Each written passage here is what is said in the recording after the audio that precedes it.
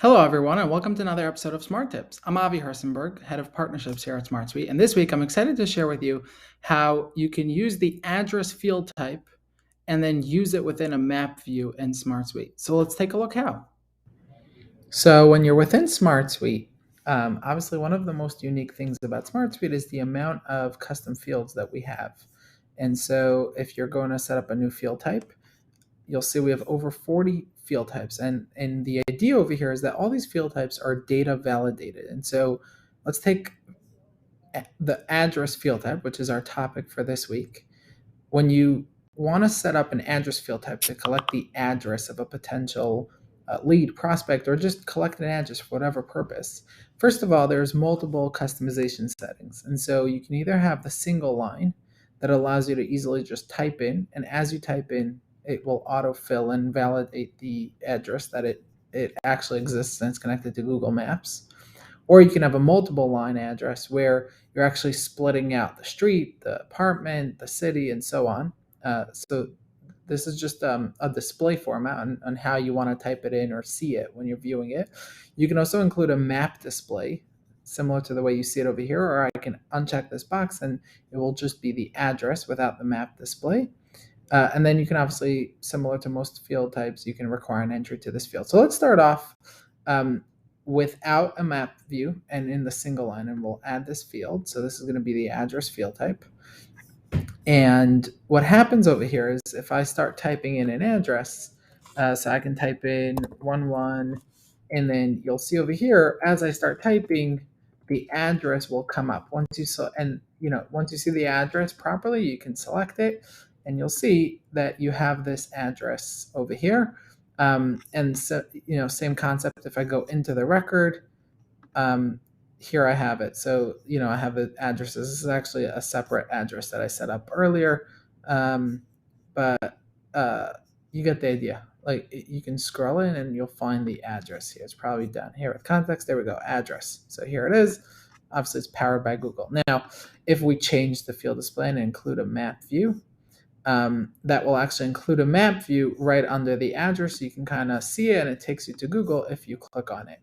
Um, let's look at multiple line from a record page. So that basically splits up the address. This becomes a select and so on. And so again, it's still a autocomplete. Like as you start typing, it's autocomplete and it will fill out the rest of the address. Same concept when you're within a grid view.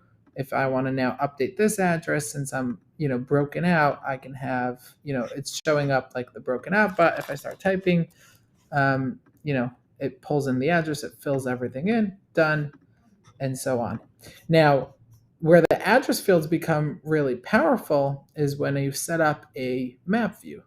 And so I can set up a map view, which is one of our view types.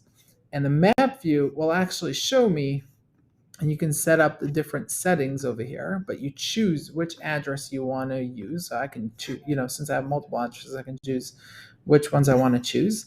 There are settings over here in terms of how you want to see it. If you want to see satellite, silver, retro, so on. You can have styling, right? So I can have big icons, small icons, different colors, um, display elements, and so on.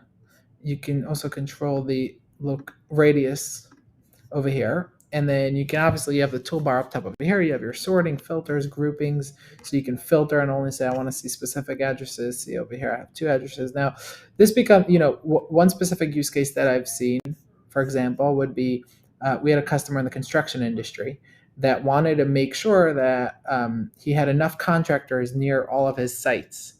And so he basically had a grid view of all his contractors and a grid view of all of his construction sites, and then he would essentially just layer them one on top of each other and make sure he had enough pins near each other, right? So he would have one construction site, and then he would just make sure he has pins nearby to symbolize that he has contractors of certain types and so on. You can obviously do the spotlight, by the way. So I can say if the type is construction site, make it a blue pin. If the type is XYZ, make it a red pin. And then you start seeing, oh, I have, XYZ construction contractors near my construction site. And so I'm good to go over here. I need to maybe add a few more contractors over here. You can get even more detailed types of contractors and so on. Obviously over here, you'll be able to see all the records that are technically in this view and pull the record up.